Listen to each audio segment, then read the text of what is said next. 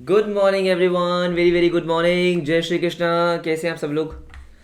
फटाफट से मुझे कंफर्म कर दो कि क्या मेरी आवाज़ आपको बिल्कुल बढ़िया सुनाई दे रही है? एवरीबडी, ऑडियो वीडियो क्लियर है? यस सर, सब क्लियर है, बहुत बढ़िया, फैंटास्टिक। आ जाओ आ जाओ, फटाफट से आ जाओ। और सर अपने चैप्टर को आगे कंटिन्यू करेंगे? हाँ जी सर, कंटिन्यू करेंगे। यस एवरीबडी, हाँ। आई होप आपने बेटा एक बार, मुश्किल से, गलती से आपने शायद से एक बार अपनी बुक को ओपन किया होगा और जो टर्मिनोलॉजीज हमने डिस्कस की थी एक बार आपने रीड तो कर ही ली होगी, है ना? ये मैं मान के चल रहा हूँ कि यार इतने अच्छे बच्चे तुम हो, क्योंकि एग्जाम पास आ रहे हैं तो आपने इतना तो किया ही होगा कि चलो एक बार बुक को ओपन कर लेते हैं, जो हमारे टर्म्स सर ने डिस्कस करवा दिए हैं उनको एक बार पढ़ लेते हैं। अरे क्या आपसे गलती हुई है ये? हाँ कह रहे किया तो है सर, हमने किया ना। हाँ वेरी गुड बेटा, वेरी गुड। अगर नहीं किया तो पिटाई होगी। रिवीजन चल रहा है, वेरी गुड वेरी गुड। अभी तक हमने बहुत ज़्यादा कुछ किया भी नहीं है वैसे राइट सर, बहुत ही बेसिक बेसिक टर्म्स को डिस्कस किया है, लेकिन इस चैप्टर में से आपके ऐसे ही एमसीक्यूज बनते हैं। आपको पता है कि बीसीके में 6 चैप्टर्स हैं सर, देयर आर 6 चैप्टर्स। हाँ जी, और आपका जो वेटेज है वो ऑलमोस्ट हर चैप्टर का 6 to 7 मार्क्स का होता है, राइट? एग्जैक्ट वेटेज तो हमको भी नहीं पता है, कभी बताया ही नहीं गया हमको, लेकिन अराउंड अराउंड 6 to 7 मार्क्स का आपका आता है। तो आपके इस चैप्टर में से ऐसा ही कुछ आता है। कोई भी आपको एक मीनिंग का मतलब टर्म्स का आपको दे देंगे और बताएंगे बताओ ये किसका है, ये टर्मिनोलॉजी किसकी है। हाँ जी, ऐसे ही आपके क्वेश्चंस आते हैं। हाँ जी, ऐसे ही क्वेश्चंस आते हैं। ठीक है ठीक है ठीक है, हाँ हम ऐसी गलती करते रहते हैं। वेरी गुड बेटा, वेरी गुड। आ जाओ आगे कंटिन्यू करेंगे, देखते हैं आज हम कितनी टर्म्स को डिस्कस कर पाते हैं। लेकिन हाँ, अब हमारा फोकस होगा कि जल्दी जल्दी टर्म्स को पढ़ें और आगे बढ़े, है ना? ज्यादा टाइम नहीं लगाएंगे, जितना आपको समझ में आ जाए, जितना आपके लिए भी जरूरी है उतना ही डिस्कस करेंगे। एवरीबडी आओ फटाफट से। सर ये हमने कर लिया, एजेंट, एमोर्टाइज, एन्युटी, फलाना ढिंगाना सब हो चुका है। हाँ जी, हमारा ए वाले सब हो गए, ठीक है। फिर आए हम बी पे, जैसे सर यस बी पे आए। बी पे हमारा अभी कुछ कुछ रहता है, लेकिन ठीक है सर। आज हम शुरू करेंगे बड़े सिंपल टर्म से, जिसका नाम आपको दिख रहा होगा क्या सर? Business risk. ओए होए, एक लाइन का मीनिंग है, तो मैं सोच रहा हूं इसी से शुरू करते हैं। बिजनेस रिस्क क्या होता है सर? बिजनेस करने से रिस्क है, हाँ। तो बिजनेस में जो आपका रिस्क है दैट इज बिजनेस रिस्क। बताओ सर ये कोई कहने वाली बात है क्या? नहीं नहीं नहीं देखो बेसिकली क्या है, बिजनेस रिस्क की जो आपको डेफिनेशन दी गई है इसमें एक इंपॉर्टेंट एलिमेंट है। क्या है? देखो कह रहा था रिस्कीनेस इनहेरेंट। भाई बिजनेस करने में जो रिस्क इनहेरेंट है, जो होता ही है, yes sir, in the firm's operations, if it uses no debt. एक ही लाइन में आपको इतना कंफ्यूज कर दिया। कह रहा है the riskiness inherent in the firm operation. इसका मतलब क्या है कि मान लो मेरा जो बिजनेस है वो किस चीज का है? कपड़े बेचने का। हाँ, अब जो कपड़े बेचने का जो ऑपरेशंस है कि भाई प्रोडक्शन करना सर, उसको मार्केटिंग करना, उसकी सेल्स करना, काफी सारे क्या होते हैं सर? बिजनेस के ऑपरेशंस होते हैं। बिजनेस के ऑपरेशंस में जो रिस्क इनहेरेंट है दैट इज बिजनेस रिस्क। लेकिन इसके आगे क्या लिखा है? कह रहा है if it uses no debt. अरे इसका क्या मतलब है भाई? ये कहना क्या चाहता है? तो मेरी बात ध्यान से सुनो। हाँ जी, एक रिस्क होता है जिसको हम क्या बोलते हैं बेटा? Financial risk. क्या होता है? Financial risk. हाँ, फाइनेंशियल रिस्क का मतलब क्या होता है कि मान लो आपने बाहर से लोन ले रखा है। ओहो सर, बहुत सारी कंपनियों ने इस रिस्क को फेस करा और कंपनी डूब गई। सर किंगफिशर कह सकते हैं क्या? हाँ, फाइनेंशियल रिस्क का मतलब क्या है कि आपने क्या किया सर? आपने बेसिकली बाहर से, बैंक से, कहीं से लोन ले रखा है।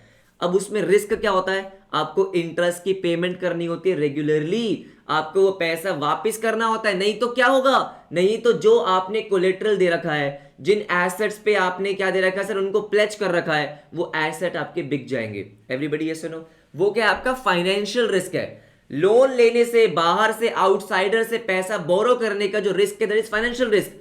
कह रहा है उस रिस्क को हटा दो। मैं उस रिस्क की बात नहीं कर रहा हूं। बिजनेस रिस्क का मतलब है कि मान लो आपने कोई लोन नहीं ले रखा, हाँ, बिजनेस करने का जो प्योर रिस्क है that is called business risk.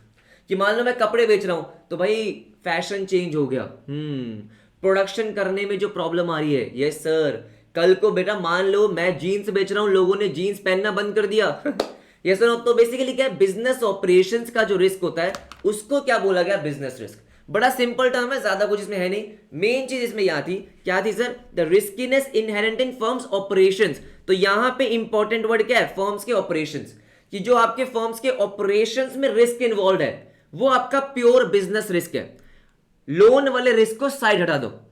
ये मान के चलो कि आपने कहीं से लोन ले ही नहीं रखा, ये सर यस, तो ये बोल रहा है, हाँ जी ये बोल रहा है, क्योंकि लोन वाला जो रिस्क है ना, हाँ जी, वो आपका फाइनेंशियल रिस्क आता है। ऑलराइट, इसके बाद आता है बायर। ओए होए सर, ये आ जाए ना बस एक बार एग्जाम में। बायर का मतलब क्या होता है? अब यहां पे जो बायर है वो स्टॉक एक्सचेंज के पॉइंट ऑफ व्यू से, कि बायर का मतलब है the trading member who has placed the order. जैसे हमने क्या किया, अगर मैं हूं कौन सर, मैंने रिलायंस कंपनी के शेयर्स बाय करने, तो मैंने बाय का ऑर्डर डाला, यस सर यस। अगर मुझे सेल करने होते हैं तो मैं सेल का ऑर्डर प्लेस करता हूं कि मुझे सेल करना है, तो मैं क्या बन जाता हूं, सेलर। अगर मैंने बाय का ऑर्डर डाला है तो बायर है। क्या बात है सर, इतनी बढ़िया टर्म।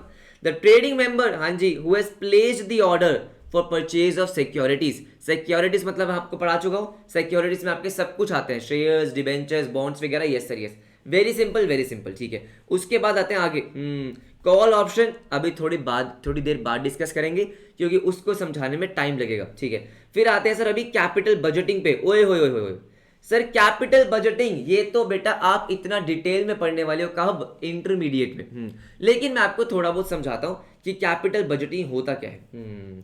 बहुत डिटेल में पढ़ोगे आप इंटरमीडिएट में, यस, फाउंडेशन जब क्लियर करके जाओगे। कैपिटल बजटिंग का मतलब क्या होता है? मान लो मुझे कुछ इन्वेस्टमेंट करनी है। इन्वेस्टमेंट मतलब मान लो कि सर मुझे ना कोई बहुत बड़ा एसेट परचेज करना है। वो मशीन हो सकती है, हाँ जी, कोई प्लांट हो सकता है, कुछ भी हो सकता है। सर बहुत मोटा एसेट परचेज करना है। अच्छा, अब वो एसेट कितने का है सर? 10 करोड़ रुपए का। ओए भाई साहब, छोटी मोटी बात, छोटी मोटी बात नहीं करते हम। 10 करोड़ का कोई प्लांट एंड मशीनरी है या कुछ भी है। अब बात यह है कि अगर मैं कहीं पे अपना इतना मोटा पैसा लगा रहा हूं, कहीं पे अपना पैसा इन्वेस्ट कर रहा हूं, हाँ भाई, उससे पहले मुझे क्या देखना पड़ता है सर? उसकी प्रॉपर प्लानिंग करनी पड़ती है। देखो ये 10 करोड़ मेरा क्या है? आउटफ्लो। सर इस 10 करोड़ इस आउटफ्लो, यस सर यस, कि ये 10 करोड़ तो आपका जाने ही वाला है, हाँ जी। तो मैं क्या करता हूं बेटा, मैं प्रोजेक्शंस लगाता हूं। प्रोजेक्शंस का मतलब क्या होता है? मैं एस्टिमेशन लगाता हूं कि अगर मैं ये 10 करोड़ रुपए इन्वेस्ट कर रहा हूं तो इससे मेरे को पैसा वापस कितना आएगा, मेरे बिजनेस में इनफ्लोस कितने होंगे। सर इनफ्लो कितना होगा? हाँ, मतलब अगर मैं भाई कहीं पैसा लगा रहा हूं तो उससे मेरे को फायदा तो होना चाहिए, बिल्कुल सही बात है। तो मैं क्या करता हूं कि भाई मैंने देखा कि अगर मैं 10 करोड़ रुपए का कुछ प्लांट एंड मशीनरी परचेज कर रहा हूं, तो इससे मुझे पहले साल में कितना फायदा होगा। सर पहले साल में मुझे कितना फायदा होगा, मैं कितनी प्रोडक्शन कर पाऊंगा, कितनी मैं सेल्स कर पाऊंगा, सेल्स करने से पैसा कितना मिलेगा। सर सेकंड ईयर में मुझे कितना इनफ्लो होने वाला है, कितना पैसा आने वाला है, थर्ड ईयर में कितना होगा, यस। अब मान लो इस प्लांट की लाइफ कितनी है, 5 साल, हाँ, तो मैं ये प्रॉपर एस्टिमेट करूंगा कि भाई 5 सालों तक आपको कितना इनफ्लो मिलने वाला है, 5 साल तक आपको सर कितना बिजनेस में पैसा आने वाला है, यस सर यस। फिर मैं क्या करूंगा सर, उसको कैलकुलेट करूंगा, यस, कि भाई कितना इनफ्लो आने वाला है, और उसके बाद उसको कंपेयर करूंगा किससे सर? आउटफ्लो से, कि भाई ये इन्वेस्टमेंट मुझे करनी चाहिए या नहीं करनी चाहिए, ये पैसा मुझे लगाना चाहिए नहीं लगाना चाहिए। तो ऐसे बहुत सारे आपके बिजनेस डिसीजन होते हैं, तो उसको हम क्या बोलते हैं? Capital budgeting. देखो डिटेल में पढ़ोगे आप, लेकिन हाँ यहां पे आपको क्या दे रखा है? The process of planning the expenditure. आप अपने एक्सपेंडिचर को प्लान कर रहे हो, यस, कि भाई अगर मैं खर्चा कर रहा हूं, तो भाई जेब से पैसा लगा रहा हूं तो सोचू तो सही कि भाई खर्चा करने से फायदा कितना होगा, बिल्कुल सही बात है। On assets whose cash flows, समझ रहे हो आप? कैश फ्लो का मतलब क्या हो गया? पैसे का आना जाना। Are expected to beyond 1 year. भाई छोटे मोटे डिसीजन नहीं होते ये, कि मैंने कोई सामान परचेज करना छोटा मोटा उसके लिए मैं कर रहा हूं, नहीं सर, मोटे मोटे डिसीजन होते हैं। बात समझ रहे हो? बड़े बड़े डिसीजन होते हैं, हाँ जी बिल्कुल। जैसे मैंने आपको बोला कि 10 करोड़ का प्लांट एंड मशीनरी अगर मुझे सर परचेज करना है, उसमें इन्वेस्टमेंट करनी है, हाँ, तो मैं क्या करूंगा? पहले मैं देखूंगा कितने साल तक मुझे इसका फायदा मिलेगा, क्या फायदा मिलेगा, कितना फायदा मिलेगा, उसको कंपेयर करूंगा अपने खर्चे से। तो ये आपका क्या होता है सर? ये होता है आपका कैपिटल बजटिंग। सिंपल सा टर्म आपको दे रखा है, लेकिन काफी बड़ा एक टॉपिक होता है आपके फाइनेंशियल मैनेजमेंट में, right everybody? Capital gain yield हम पढ़ चुके हैं। अब आते हैं कैपिटल मार्केट पे। सर कैपिटल मार्केट क्या होता है? भाई हमने पढ़ा stock market. Sir stock market क्या होता है? जहां पे कंपनी के शेयर्स बाय और सेल होते हैं। आप कंपनी के शेयर्स बाय कर सकते हो, आप सेल कर सकते हो, वो आपका स्टॉक मार्केट है। लेकिन कैपिटल मार्केट क्या है? कैपिटल मार्केट एक बड़ा टर्म है। स्टॉक मार्केट उसका एक पार्ट है। अगर आप देखोगे कैपिटल मार्केट, तो इसका मतलब क्या है, ऐसी मार्केट जहां पे कंपनी कैपिटल को रेस कर सकती है। सर जहां पे कंपनी पैसा उठा सकती है, जहां पे कंपनी अपने आप को फाइनेंस कर सकती है। मुझे बताओ बेटा, स्टॉक मार्केट में क्या हो रहा है, कंपनी ने अपने शेयर्स इशू करे, किसके, आईपीओ से, है ना, हमने पढ़ा था आईपीओ, ये सर कंपनी ने अपने शेयर्स को इशू करा, क्यों करा, क्योंकि उसको पैसा चाहिए था सर, कैपिटल रेस करना था। तो स्टॉक मार्केट भी क्या है, एक तरीके का कैपिटल मार्केट है। लेकिन कैपिटल मार्केट में और भी चीजें आती हैं, जैसे बॉन्ड्स की मार्केट, सर जहां पे कंपनी बॉन्ड्स को इशू कर सकती है, डिबेंचर्स को इशू कर सकती है। तो मतलब कोई भी ऐसी मार्केट जहां पे कंपनी पैसे रेस कर सकती है, कैपिटल ले सकती है लोगों से, that is called capital market. बस क्या बोलता है, कह रहे थे फाइनेंशियल मार्केट्स फॉर स्टॉक्स। अब स्टॉक्स की जो मार्केट है उसको हमने क्या बोला, स्टॉक मार्केट। इंटरमीडिएट और लॉन्ग टर्म डेट, डेट का मतलब आपको समझ में आया सर, डेट का मतलब क्या हो गया, आपके बॉन्ड्स, आपके डिबेंचर्स, छोटे मोटे सर लोन वगैरह भी हो गए, यस सर यस। तो कैपिटल मार्केट एक बड़ा टर्म होता है सर, ऐसी मार्केट जहां पे कंपनी पैसे रेस कर रही है, वो सारी हमने क्या बोल दी, कैपिटल मार्केट। स्टॉक मार्केट उसका एक छोटा सा पार्ट हो गया। अब बात समझ लो, जहां पे बॉन्ड्स इशू हो रहे हैं, बॉन्ड्स बाय सेल हो रहे हैं सर, वो आपका बॉन्ड मार्केट, बॉन्ड्स और डिवेंचर्स मार्केट। तो इसका मतलब कैपिटल मार्केट एक वाइडर टर्म है, स्टॉक मार्केट एक उसका पार्ट है। तो the financial markets for stock, अगर सिर्फ इतना लिखा होता, the financial market for stock, that is stock market, लेकिन उन्होंने क्या लिखा, the financial market for stocks intermediate. मतलब इंटरमीडिएट का मतलब क्या हो गया कि 1 से 2-3 साल हो गए, हाँ जी सर, ज्यादा बड़ा टाइम नहीं है, हाँ 2-3 साल के लिए। लॉन्ग टर्म डेट 5 या 10 साल के लिए, हाँ जी बात समझ रहे हो। तो अब वो आपका क्या हो गया सर, कैपिटल मार्केट हो गया, वेरी इजी। उसके बाद आता है कैश बजट। बताओ सर, कंपनी कैश का बजट बनाती है बेटा, कंपनी बहुत सारे बजट बनाती है, ठीक है। अब कैश बजट में क्या होता है मैं आपको दिखाता हूं, देखो कंपनी बेटा बहुत बड़ी है, उसको बहुत सारी चीजें प्लान करनी होती है। तो कैश बजट में क्या होता है सर, मेनली आपके 3 कॉलम आते हैं। जब कंपनी कैश का बजट बनाएगी तो उसमें क्या आएगी सर, 3 कॉलम आएंगे, हाँ जी। पहला आएगा रिसीट, कि पैसा आया कितना, पैसा आ कहां से रहा है और कितना आ गया, यस सर। फिर आता है डिसबर्समेंट। सर डिसबर्समेंट का मतलब क्या होता है, पैसा खर्च कहां पे हुआ, एक फैंसी वर्ड है खर्चे के लिए आप ये मान के चलो कि सर एक फैंसी वर्ड डाल दिया, हाँ खर्चे के लिए। और एंड में आता बैलेंस, बस कि भाई मेरे पास पैसा आया कितना रहा है, कितना पैसा मेरे पास है, हाँ जी, कितना पैसा मैंने खर्च कर दिया। फॉर एग्जांपल सर मेरे पास 1000 रुपए आए, 200 खर्च कर दिए, 800 बच गए। बस ये आपका कैश बजट होता है। सही में हाँ, मतलब कंपनी के लेवल में काफी बड़ा होता है, लेकिन हाँ मोटा मोटा कॉन्सेप्ट आपका ये होता है। देखो क्या बोलता है, कह रहा है टेबल शोइंग कैश फ्लोज, बस कैश का फ्लो। अब फ्लो क्या होता है बेटा, 12th में पढ़कर आए हो, इनफ्लो आउटफ्लो, बस। कह रहे रिसीट्स पैसा आना, कैश का इनफ्लो, डिसबर्समेंट्स पैसा जाना, आउटफ्लो, एंड कैश का बैलेंस। तो ये 3 चीजें आपके उस टेबल में होती है, हाँ जी उस टेबल में होती है कि कैश आना, कैश जाना और एंड में कितना कैश बच जाना, वाह। For a firm over a specified period. अब कैश बजट आप बनाते हो 1 महीने का, 2 महीने के, 6 महीने के, 1 साल के, वो आपके कैश बजट्स होते हैं, वेरी इजी। उसके बाद ओए ओए ओए सर क्रेडिट पीरियड, कितने टर्म के लिए, कितने पीरियड के लिए उधार दे रहे हो, हाँ जी दैट इज क्रेडिट पीरियड। मैं आपको सामान बेचता हूं, मैंने आपको सामान बेचा 1 महीने के लिए, तो क्रेडिट पीरियड 1 महीना हो गया, very easy. The length of time for which credit is granted, the length of time मतलब टाइम पीरियड जिसके लिए मैंने आपको उधार दिया, कितने टाइम के लिए मैंने आपको उधार दिया, that is called credit period. Oh very easy very easy. उसके बाद आता है क्लोजिंग प्राइस। ओ मुझे सारे बच्चे बताएंगे बेटा, मैंने आपको बताया था कि स्टॉक मार्केट में, स्टॉक एक्सचेंज में हमारा मार्केट कितने बजे क्लोज होता है, जरा बताओ मुझे। अरे फटाफट से बोलो, फटाफट से, कितने बजे क्लोज होता है, जब तक मैं पानी पी लूं।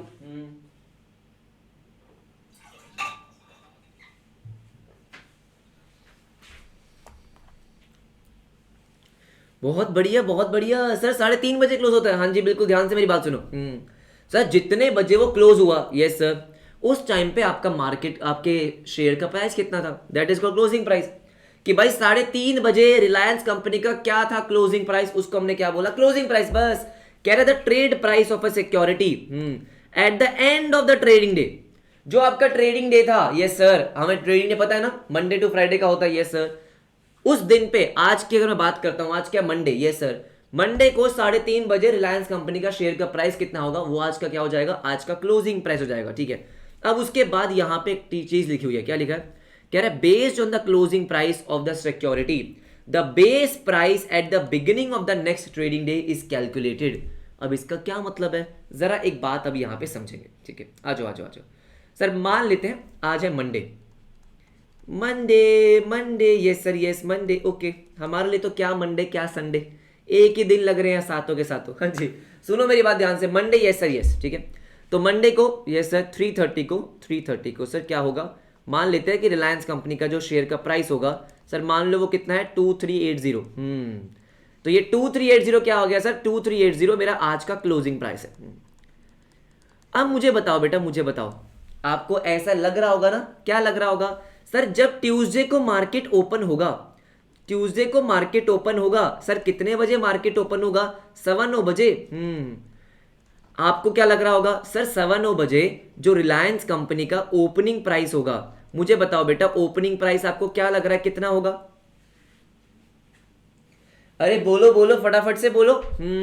आपको क्या लग रहा है सर, ओपनिंग प्राइस हमारा कितना होगा, सर क्या बात कर रहे हो, अकाउंट्स में तो हम यही पढ़कर आए हैं, closing stock is equal to opening stock, है ना। सबने बोला 2380, वेरी गुड सर, कितना अच्छा क्वेश्चन पूछा है, पेन को उठाओ और काट दो। सर ऐसा नहीं होता है, ऐसा नहीं होता है, अनफॉर्चुनेटली नहीं होता है, हाँ चेंज हो जाता है। हाँ जी, ये बेटा आपकी अकाउंट्स नहीं चल रही है कि पिछले साल का closing stock is opening stock of the next year, नहीं नहीं ऐसा नहीं होता बेटा, ऐसा बिल्कुल नहीं होता है, क्योंकि हो जाता है चेंज। अब चेंज क्यों हो जाता है सर, अब ध्यान से मेरी बात सुनो।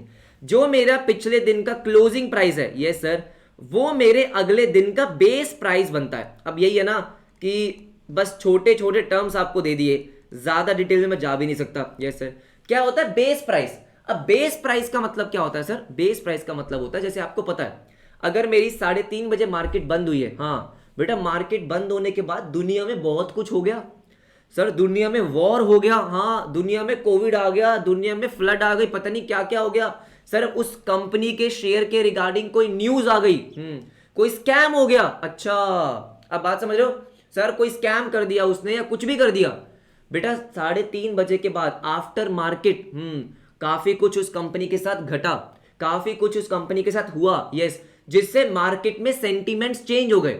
अब सारे के सारे लोग बस उसका शेयर बेचना चाहते हैं या खरीदना चाहते हैं, जो भी है। हाँ आपको पता है बेटा कि मार्केट बंद होने के बाद भी आप ऑर्डर प्लेस कर सकते हो। हमारा प्री ओपनिंग सेशन होता है, क्या होता है, प्री ओपनिंग सेशन भी होता है। प्री ओपनिंग सेशन हमने पढ़ा था क्या सर, 9 से 9:15 के बीच में, जहां पे आप क्या कर सकते हो, जहां पे आप अपने ऑर्डर्स को प्लेस कर सकते हो, हाँ या ना। हमने देखा था कि सर प्री ओपनिंग सेशंस में हम ऑर्डर्स को प्लेस कर सकते हैं। तो जो भी सर मार्केट में हो रहा है, जो भी ऑर्डर्स प्लेस करे गए हैं, हाँ उसको सर, उसको कंसीडर करने के बाद आपका ओपनिंग प्राइस डिसाइड होता है। क्या होता है, ओपनिंग प्राइस आपका सेम नहीं होता है। मान लो अगर मार्केट सेंटीमेंट्स आपके फेवर में है, हाँ बहुत सारे लोग आपके शेयर परचेज करना चाहते हैं, तो बेटा मार्केट ज्यादा पे ओपन होगा। किस पे होगा, ज्यादा पे ओपन होगा। हाँ जी, आपके मार्केट सेंटीमेंट्स आपके अगेंस्ट में है तो मार्केट कम पे ओपन होगा। हाँ तो एक चीज ध्यान रखना कि कभी भी आपके पिछले दिन का क्लोजिंग प्राइस ओपनिंग प्राइस के इक्वल नहीं होता है। हो सकता है लेकिन जनरली नहीं होता है, ठीक है। अगर मार्केट में कुछ हुआ है, ये सर आपके कंपनी के साथ कुछ हुआ है, कोई न्यूज आई है, तो भाई जनरली वो आपका चेंज होगा। हाँ तो बेस प्राइस क्या होता है बेटा, बेस प्राइस जो होता है वो होता है आपके पिछले दिन का क्लोजिंग प्राइस। अब बेस प्राइस का क्या होता है सर, बेस प्राइस यूज होता है काफी कुछ करने के लिए। मतलब सर बेस प्राइस यूज होता है उस दिन की रेंज को डिसाइड करने के लिए। मतलब मैं आपको दिखाता हूं, डायरेक्टली प्रैक्टिकल दिखाता हूं आज, ज्यादा बेटर आप रिलेट कर पाओगे। इसमें ना हमारे में यही प्रॉब्लम है कि चीजें बहुत डिटेल में जा सकती है लेकिन हम जा नहीं सकते। मतलब समझ रहे हो आप कि सर ऊपर ऊपर से आपको दे दिया सब कुछ, ये सर। अब देखो ध्यान से मेरी बात सुनो, ये आपका क्या होगा सर, यहां पे आपको क्या दे रखा है, यहां पे आपको दे रखा है 13 अक्टूबर का क्लोजिंग प्राइस एवरीबडी, ठीक है। अब बात ऐसी है, देखो आपको यहां पे दिया था प्रीवियस क्लोज दे रखा है एवरीबडी। सर क्या दे रखा है, प्रीवियस क्लोज। हाँ जी प्रीवियस क्लोज, बेटा कंपनी कुछ डिसाइड नहीं करती है, सब कुछ मार्केट फोर्सेस से होता है। सर प्रीवियस क्लोज का मतलब क्या है कि ये होगा आपके थर्सडे का क्लोजिंग प्राइस। सर कब का होगा? थर्सडे का क्लोजिंग प्राइस। हाँ जी, अब देखो क्या हुआ, 2349.4। Yes sir, this is Thursday का क्लोजिंग प्राइस। हाँ, ये आपके फ्राइडे का क्या है सर? ये आपके फ्राइडे का क्लोजिंग प्राइस है। अब ध्यान से मेरी बात सुनो sir, this is my Friday का क्लोजिंग प्राइस। हाँ ठीक है, अब बात ऐसी है सर कि देखो, मान लेते हैं ये मैंने लिखा थर्सडे का closing price, this is Thursday का क्लोजिंग प्राइस। वही है ना, समझाना पड़ेगा पूरा तभी समझ में आएगा। थर्सडे का क्लोजिंग प्राइस कितना सर आपका? ये आपका है 2349.4 सर, 23, हाँ जी 49.4। यस सर, यस ठीक है। और फिर आपका क्या हुआ सर? फिर आपका फ्राइडे को मार्केट ओपन हुई। क्या हुई? फ्राइडे को जब मार्केट ओपन हुई, हाँ जी, अब फ्राइडे का जो आपका शेयर प्राइस आ रहा है सर, वो कितना आ रहा है? वो आ रहा है 2349.3। कितना आ रहा है सर? 2349.3। ये सर, यस बिल्कुल सही। तो पहली बात क्या है कि पिछले दिन का जो मेरा क्लोजिंग प्राइस होगा वो मेरे फ्राइडे का क्या बनता है? Base price. Sir base price का बहुत सिंपल सा रेलेवेंस होता है। क्या होता है कि आपका मार्केट कितना ऊपर गया कितना नीचे गया, हाँ जी, वो हमारा बेस प्राइस से कैलकुलेट होता है। मतलब अगर मैं बोलता हूं कि आज मेरा शेयर 10% ऊपर गया, तो भाई 10% किसका, मतलब कौन से प्राइस के कंपेयर कर रहे हो आप? बेस प्राइस को। अब बात समझ रहे हो कि अगर मैं ये बोल रहा हूं कि मेरा शेयर कितना गया सर? 10% ऊपर, तो 10% बेस प्राइस के ऊपर गया। मतलब सर, मतलब फॉर एग्जांपल मेरा बेस प्राइस यहां पे कितना है? 2349.4। यस, तो यहां पे देखो क्या लिखा हुआ है, यहां पे इन्होंने लिखा कि ये कितना नीचे आया सर? 0.10 रुपीज नीचे आया। फ्राइडे को 0.10 नीचे आया। तो बेटा 0.10 किसके किसके रिलेटिव में, किसके रेफरेंस में बोल रहे हैं? ये बेस प्राइस के, कि ये आपका 0.10 नीचे आया। बिल्कुल सही, तभी तो आपका क्या आया? आपका आया 2349.3। क्या आया सर? 2349.3। ये सही है, 2349.3। अब बात समझ रहे हो? तो बेसिकली जो आपकी रेंज होती है शेयर प्राइस की, हाँ, वो बेस प्राइस के अकॉर्डिंग कैलकुलेट होती है। अब इसका बेस प्राइस का और भी रेलेवेंस होता है सर, और भी रेलेवेंस होता है। हाँ जी बिल्कुल, जैसे रिलायंस में ज्यादा मूवमेंट हुई नहीं, तो मैं किसी और कंपनी का आपको दिखाता हूं। देखो, टेंशन मतलब समझ आओगे, आप समझ जाओगे। हाँ रे, समझ जाओगे। देखो, अब एवरीबॉडी ध्यान से मेरी बात सुनो। हाँ, यहां पे इसने क्या बोला? यहां पे बोला इसने कि 4.73% इंक्रीज हुआ सर शेयर मेरा फ्राइडे को। हाँ, क्या बोल रहा है ये? कह रहा है मेरा टाटा मोटर्स का शेयर, टाटा मोटर्स का शेयर 4.73% इंक्रीज हुआ। हाँ, अरे 4.73% किसका निकालूं? किसका 4.73%? बेस प्राइस का। जो भी मेरे फ्राइडे को, हाँ जी, मेरे शेयर का क्या था सर? मेरे शेयर का बेस प्राइस था, उसका 4.73% इंक्रीज हुआ है। ओ, और ये बेस प्राइस क्या है सर? ये बेस प्राइस है हमारा क्या सर? थर्सडे का closing price. This is Thursday का क्लोजिंग प्राइस। हाँ जी, थर्सडे का क्लोजिंग प्राइस। अच्छा, ऐसा है क्या? हाँ जी बिल्कुल बिल्कुल ऐसा है। अब बात समझ में आ रही है सर? यहां पे थर्सडे का क्लोजिंग प्राइस आपको दे रखा होगा, हाँ जी, 636.95। फॉर एग्जांपल देखो सर, 636.95 अगर आपका आता है, अगर आप इसका कैलकुलेट करोगे, ये सर क्या ये आपका 667.1 आ रहा है? बिल्कुल सही। आप करके देख लो बेटा कि प्रीवियस क्लोज का मतलब क्या है? पिछले दिन मेरा शेयर कितना क्लोज हुआ था? 636.95। आप अपने कैलकुलेटर में करके दे सकते हो कि सर 636.95 था, हाँ जी, मेरा आज शेयर कितना इंक्रीज हुआ? 4.73% से प्लस 4.73%, अप्रोक्सीमेटली आपका कितना आएगा? 667.1 आ रहा है क्या आपका? हाँ जी बिल्कुल आ रहा है। यस और नो एवरीबॉडी, आ रहा है क्या? हाँ, उस इसका बेटा एक और रेलेवेंस भी होता है। क्या होता है? एक और रेलेवेंस भी होता है। क्या होता है मैं आपको बताता हूं, मैं आपको समझा ही देता हूं जब समझा रहा हूं। अब क्या होता है सर, ऐसा नहीं हो सकता कि अगर आपका बेस प्राइस कितना है? आपका बेस प्राइस है आज का 636.95, 636.95, हाँ जी, तो ऐसा नहीं है कि आज में सर, क्या ऐसा हो सकता है कि आज में मेरे टाटा मोटर्स का शेयर, हाँ सर, 2000 रुपए हो जाए? या ऐसा हो सकता है क्या सर, आज में इसका शेयर 400 रुपए, 400 छोड़ी 100 रुपए हो जाए? सर मार्केट में कोई ऐसी न्यूज आ गई जिससे भाई सारे के सारे लोग टाटा मोटर्स का शेयर परचेज करना चाहते हैं। सर मार्केट में कोई ऐसी न्यूज आ गई कि टाटा मोटर्स का शेयर बस बेच दो। हाँ बेटा, ऐसे तो लोग बर्बाद हो जाएंगे। हाँ जी, अब बात समझ रहे हो? अगर इतनी ज्यादा फ्लक्चुएशन होगी तो लोग बर्बाद हो जाएंगे। अच्छा, इसलिए क्या होता है सर? इसलिए एक लिमिट लगाई गई है क्या लगाएंगे लिमिट कि भाई देखो आज का बेस प्राइस 636.95 है, यस सर यस। तो क्या होगा कि भाई इसका सिर्फ और सिर्फ 10 या 20% ऊपर जा सकता है। 10 या 20% मैं आपको बता देता हूं बेटा कितना है इसका, एक सेकंड रुको मैं आपको बता ही दूंगा आज। हाँ जी सर, जैसे टाटा मोटर्स का है, टाटा मोटर्स का क्या है कि भाई आज के दिन में मैक्सिमम 10% ही ऊपर जा सकता है, 10% ऊपर जाएगा, लिमिट है। हाँ जी लिमिट है। सिमिलरली 10% ही नीचे जा सकता है, नीचे जा सकता है। हाँ जी बिल्कुल, ये इसकी रेंज है, ये इसकी रेंज है। हाँ जी ये इसकी रेंज है, इसी रेंज में ही शेयर का प्राइस फ्लक्चुएट होगा। नहीं तो आप खुद सोचो बेटा, नहीं तो मार्केट में कितनी ज्यादा फ्लक्चुएशन हो सकती है। जैसे फॉर एग्जांपल 636.95 का 10% करा तो कितना आया, 700 रुपए अप्रोक्सीमेटली। यस सर, 636.95 का -10% करा तो ये कितना आया, 573। तो ये मेरा क्या हो गया सर, ये मेरा आज की रेंज हो गई कि जो आज का शेयर प्राइस है हाँ जी टाटा मोटर्स का, इसी रेंज में चलेगा। अगर मान लो सर ये शेयर 700 रुपए का चला गया, मार्केट वहीं पे बंद टाटा मोटर्स के लिए। सर टाटा मोटर्स की शेयर की प्राइस की ट्रेडिंग नहीं होगी उसके बाद। अगर इसको 700 रुपए टच हो गया, हाँ बस उसके बाद बंद, उसके बाद नहीं होगा, नहीं उसके बाद सर नहीं होगा, बिल्कुल भी नहीं होगा। सिमिलरली 573 चला गया, उसकी ट्रेडिंग बंद। हाँ जी, तो बेसिकली बेस प्राइस हमारा इसीलिए यूज होता है। पहली बात मैंने आपको क्या बताई कि पिछले दिन का क्लोजिंग प्राइस, हाँ मेरे इस दिन का ओपनिंग प्राइस नहीं होता। पहली बात तो ये दिमाग से निकाल दो सर, मेरे पिछले दिन का क्लोजिंग प्राइस अगले दिन का बेस प्राइस बनता है। हाँ जी, और बेस प्राइस के अकॉर्डिंग ही मैं कैलकुलेट करता हूं कि मेरा शेयर आज के दिन कितना बढ़ा, कितना परसेंटेज डिक्रीज हुआ। फॉर एग्जांपल देखो यहां पे आपको एक चीज दे रखी होती है, क्या, डे रेंज दिख रहा है आपको, क्या दे रखा है सर, डे रेंज। हाँ जी डे रेंज। अब डे रेंज का मतलब क्या है कि आज के दिन, फ्राइडे के दिन मेरा शेयर प्राइस कितने रेंज में चला। तो क्या बोल रखा है, कह रहा है 633 से लेके, यस सर यस, कितना चला, ये चला 669। तो इसका मतलब क्या है, इसका मतलब आपका शेयर प्राइस 633 से लेके 669 में फ्लक्चुएट करा। और ये मेरी क्या थी सर, ये मेरी मैक्सिमम लिमिट थी कि ये मेरा मैक्सिमम रेंज है। हाँ जी, मुझे पता है बेटा कुछ चीजें आपको शायद समझ में नहीं भी आएंगी, लेकिन हाँ थोड़ा बहुत भी समझ में आ रहा है तो चलेगा। मुझे बस आपको यह समझाना था कि बेस प्राइस क्या होता है। आई होप मैं आपको इतना क्लियर कर पाया हूंगा। मैं एक बार आपको बेस प्राइस को रीड करवा देता हूं। आ जाओ आ जाओ आ जाओ, कहां गया मैं, आ जाओ।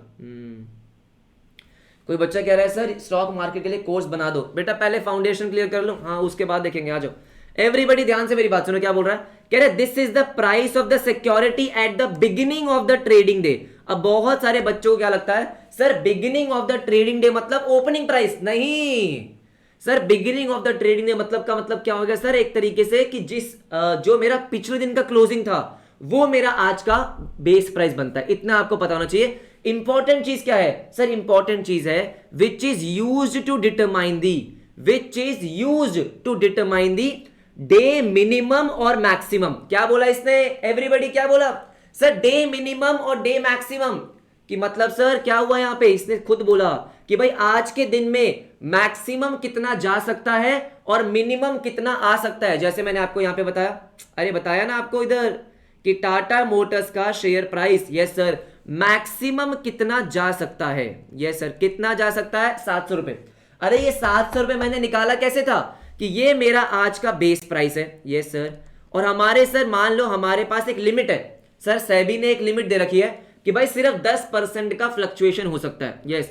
तो भाई 636.95 प्लस उसका 10%, ये मेरा मैक्सिमम रेंज हो गया, ये मेरा मिनिमम रेंज हो गया। तो इसका मतलब भाई मैंने बेस प्राइस का यूज करके अपना मिनिमम और मैक्सिमम रेंज देखा है। हाँ जी बिल्कुल, देखो जो लिखा हुआ है बेटा वो आप, मैं इसलिए समझा रहा हूं ताकि आप उससे कुछ चीजें रिलेट कर पाओ।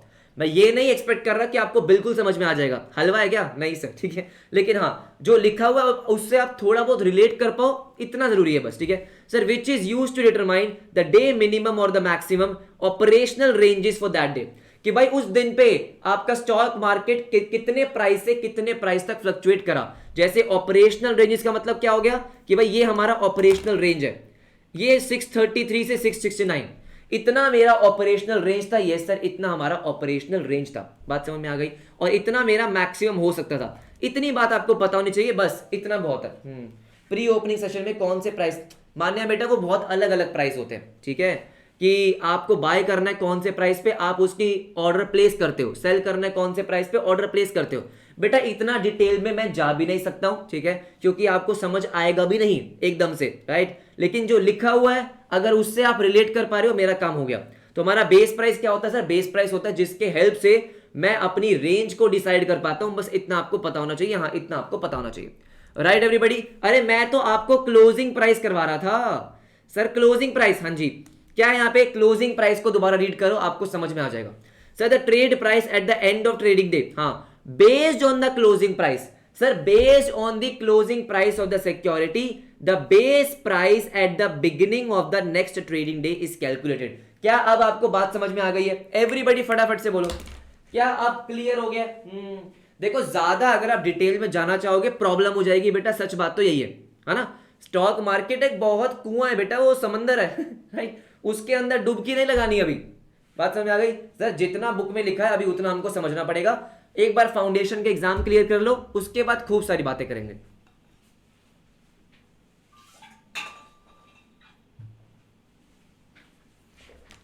यस एवरीवन, ठीक है। उसके बाद कमर्शियल पेपर, ओ हो, क्या ये टर्म आपने सुना सुना लग रहा है एवरीबॉडी?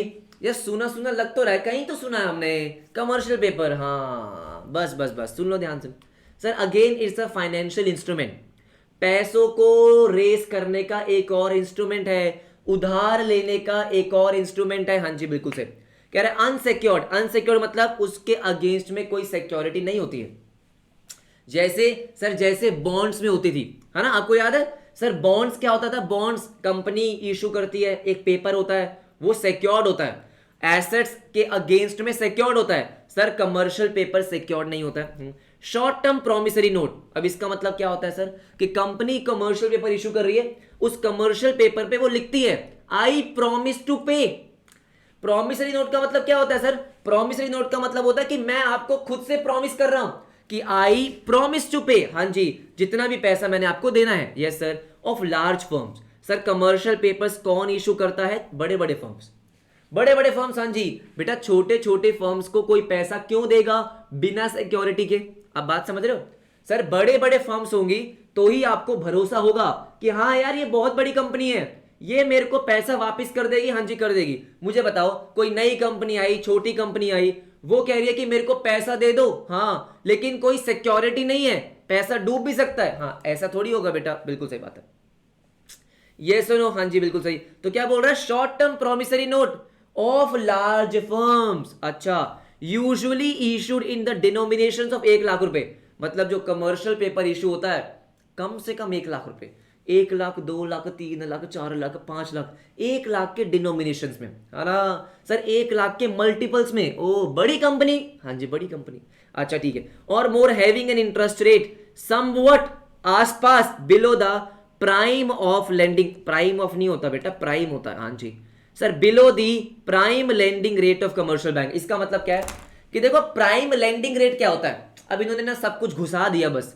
है ना, मतलब उसका पूरा भरता बना दिया, हाँ, और ज्यादा पढ़ाने को है नहीं। सुनो मेरी बात ध्यान से, प्राइम लेंडिंग रेट होता है कि जो आपके कमर्शियल बैंक्स हैं, बड़े बड़े बैंक्स हैं, उनके ना बेटा कुछ प्राइम कस्टमर्स होते हैं। अब प्राइम कस्टमर्स का मतलब समझते हो कि भाई जो मोटे कस्टमर्स हैं, जो आपके अच्छे खासे पैसे वाले कस्टमर्स होते हैं, हाँ, वो उनके प्राइम कस्टमर्स होते हैं। तो क्या बोल रहा है? जिस रेट पे कमर्शियल बैंक्स अपने प्राइम कस्टमर्स को लोन देता है, हाँ, कमर्शियल पेपर का रेट, इंटरेस्ट रेट उसके आसपास ही होता है। सर इसको बताने का पर्पस क्या था? पता नहीं बेटा, बस लिख दिया इन्होंने, हाँ? इनका मन किया और इन्होंने लिख दिया, हाँ, स्पेशल कस्टमर्स, चुनिंदा, वीआईपी को बोल सकते हो आप, बेसिकली मोटे पैसे वाले कस्टमर्स, हमारे जैसे नहीं। हाँ जी, ये सुनो, हमें कोई पूछता ही नहीं है बेटा, हम जाएंगे तो बोलेंगे आधार कार्ड दिखाओ सुनो मेरी बात ध्यान से, क्या बोलता है? कह रहे कमर्शियल पेपर इज द, पहला क्या? Unsecured, it's a promissory note, company खुद से प्रॉमिस करती है, उस पेपर में लिखा हुआ होता है कि आई प्रॉमिस टू पे, यस सर यस। तो क्या बोल रहा है? अनसिक्योर्ड,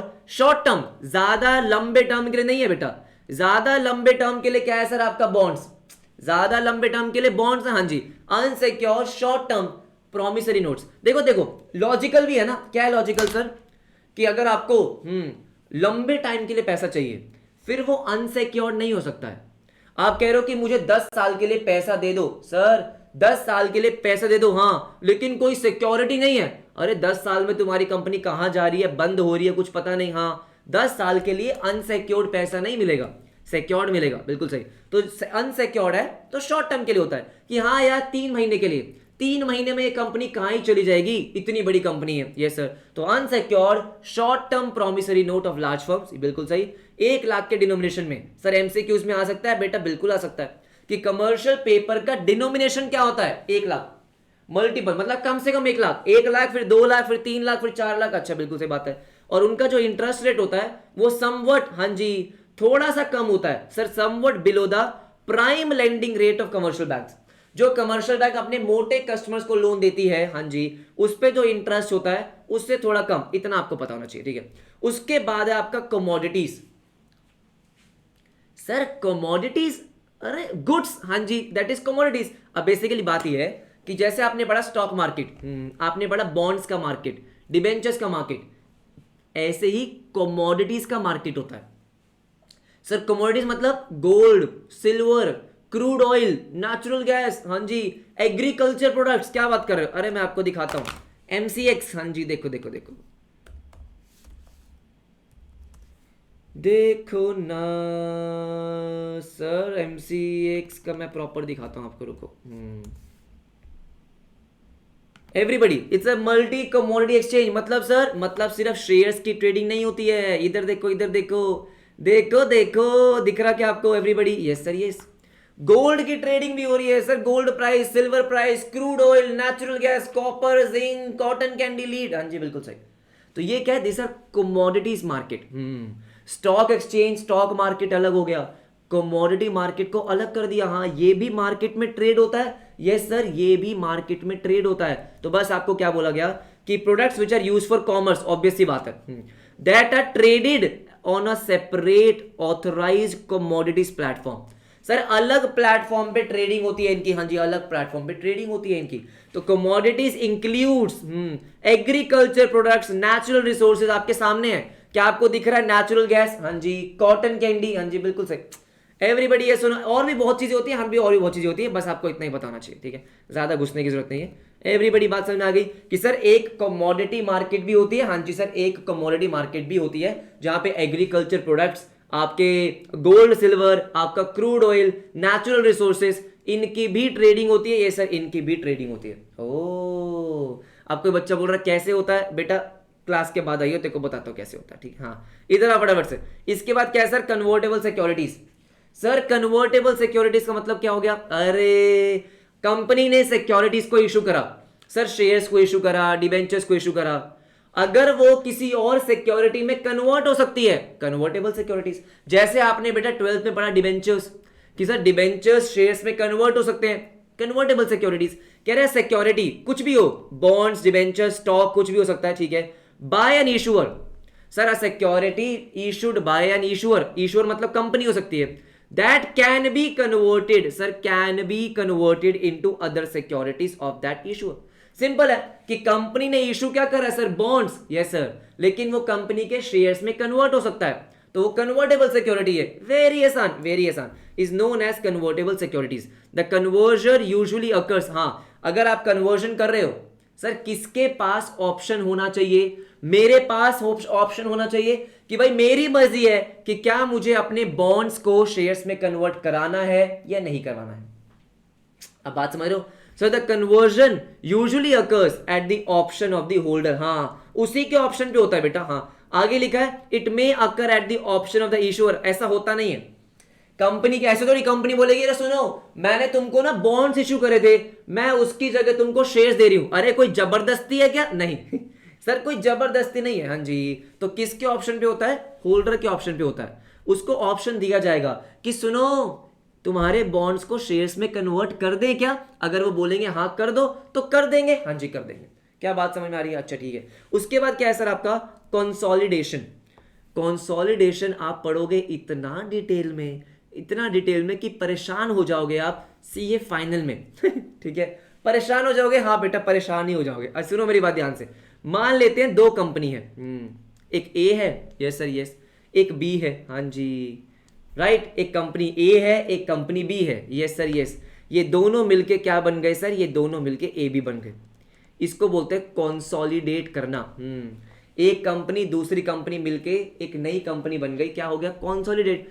अमलगमेशन आपने पढ़ा होगा सर, क्या पढ़ा होगा, एमलगमेशन, ये सब चीजें आपने पढ़ी होंगी। हाँ, ये सारी चीजें आपके किस में आती है, कॉन्सोलिडेशन में। जितनी छोटी इसकी डेफिनेशन है, हाँ जी, उससे काफी ज्यादा बड़ा ये टॉपिक आपका आएगा सीए फाइनल में। मजा आएगा, मजा आएगा, हाँ मजा आएगा, ठीक है, ऐसा नहीं है कि मजा नहीं आएगा। सर बिजनेस कॉम्बिनेशन, बिजनेस का कॉम्बिनेशन जुड़ गए, हाँ जी, ऑफ 2 और मोर एंटिटीज, क्या लिखा है सर, ऑफ 2 और more entities, yes, that occurs, हाँ मर्जर बोल सकते हैं बेटा, that occurs when the entities transfer all of their net assets to the new entity created for that purpose. तो क्या बोला इसने सर, इसने बोला ए और बी, ये सर इन दोनों ने मिलकर क्या कर दिया सर, कंसोलिडेट कर दिया।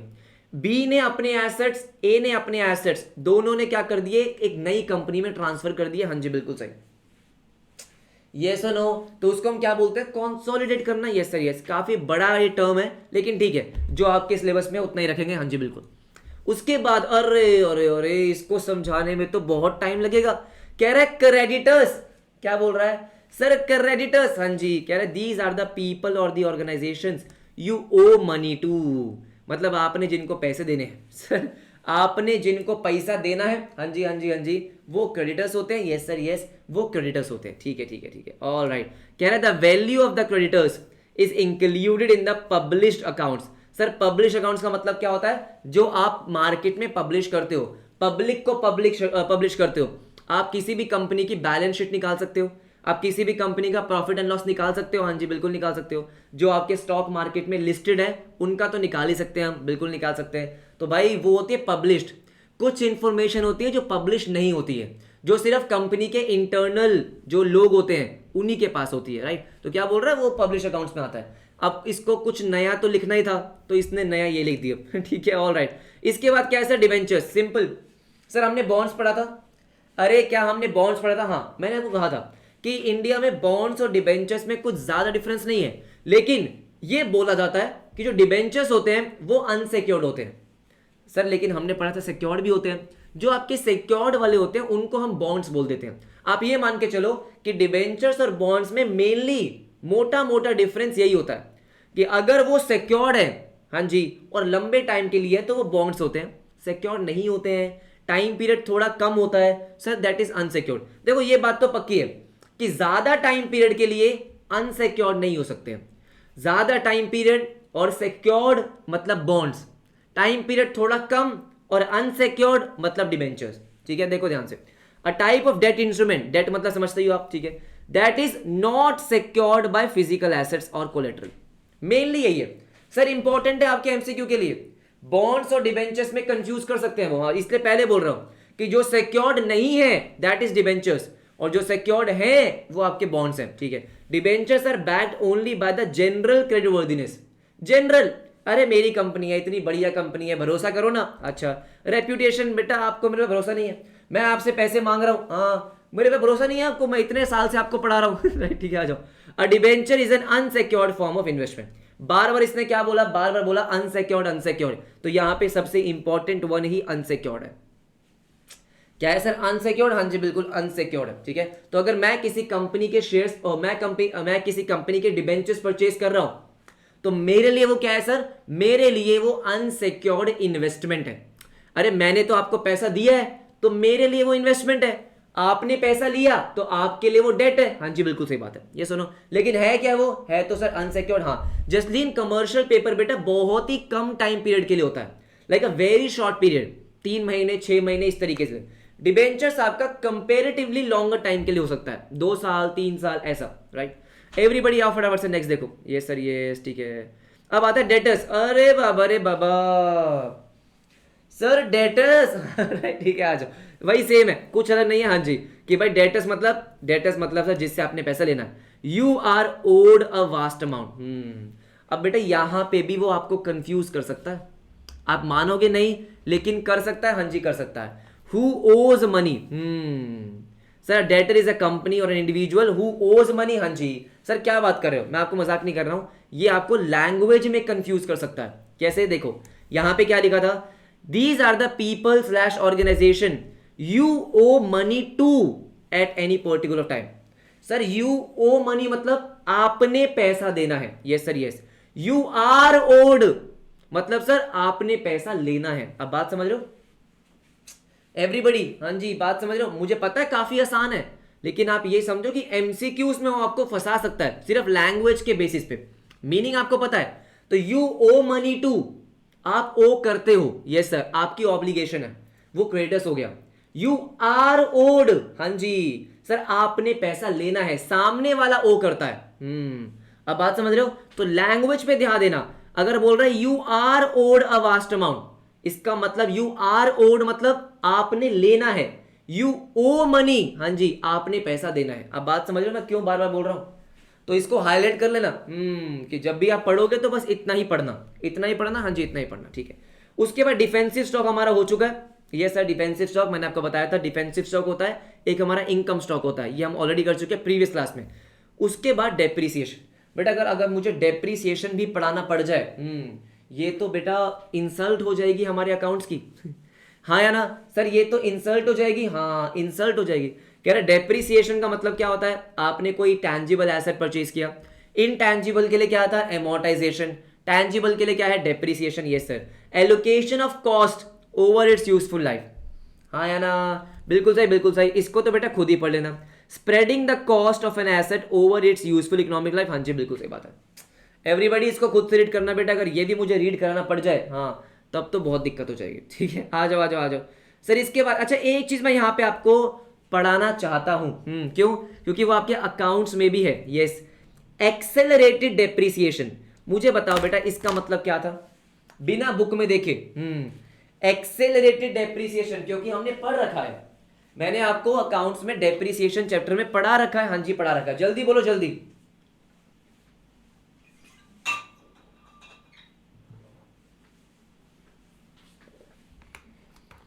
मुझे बता रहे हैं WDV। बेटा इसका मतलब क्या होता है?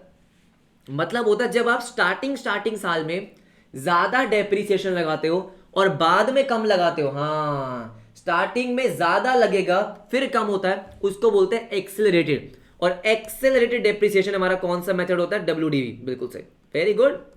अच्छी बात है कि आपको याद है, good job guys, good job, ठीक है। आ जाओ आ जाओ आज। इसके बाद डेरिवेटिव्स अगेन डिटेल में पढ़ना पड़ेगा, इसको भी छोड़ रहा हूं मैं। डाइवर्सिफिकेशन, आ जाओ। पहले छोटे छोटे टर्म्स को खत्म कर देते हैं, उसके बाद जो आपके लास्ट में 4-5 बचेंगे उसको कर लेंगे। सर डाइवर्सिफिकेशन में आपको पढ़ा चुका हूं, क्या बात कर रहे हो? हाँ सर, डाइवर्सिफाई करने का मतलब क्या होता है कि भाई आप ऐसा करो, अपने हाथ सिर्फ एक ही बाल्टी में मत डालो, अलग अलग बाल्टी में डालो।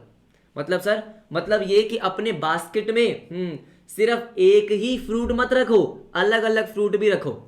डाइवर्सिफाई करने का मतलब है कि सिर्फ एक कंपनी के शेयर्स मत परचेज करो, सिर्फ एक ही सेक्टर में इन्वेस्टमेंट मत करो। ये मत सोचो कि भाई टेली कम्युनिकेशन अच्छा चल रहा है, सारा पैसा टेली कम्युनिकेशन में डाल देते हैं। सर सॉफ्टवेयर बहुत अच्छा चल रहा है, आईटी में या सॉफ्टवेयर में डाल देते हैं। नहीं, डाइवर्सिफाई करने का मतलब होता है हर जगह आपने थोड़े बहुत पैसे डाल दी। इनकेस अगर कोई सेक्टर अच्छा नहीं कर रहा होगा, कोई कंपनी अच्छा नहीं कर रही होगी, तो दूसरी कंपनी उसको कॉम्पेंसेट कर देगी। ओवरऑल आपको ज्यादा नुकसान नहीं होगा, हाँ ओवरऑल आपको ज्यादा नुकसान नहीं होगा। देखो कह रहे रिड्यूसिंग द इन्वेस्टमेंट रिस्क, अपने रिस्क को कम करने के लिए हम ऐसा करते हैं, है ना, कि सर इससे मेरा रिस्क कम होता है कि अगर मैंने बहुत अलग अलग जगह पैसा डाला है, हाँ अरे कहीं ना कहीं फायदा हो रहा होगा, कहीं ना कहीं नुकसान हो रहा होगा, तो वो आपस में थोड़ा सा बैलेंस हो जाता है। ये सुनो, ठीक है ठीक है ठीक है।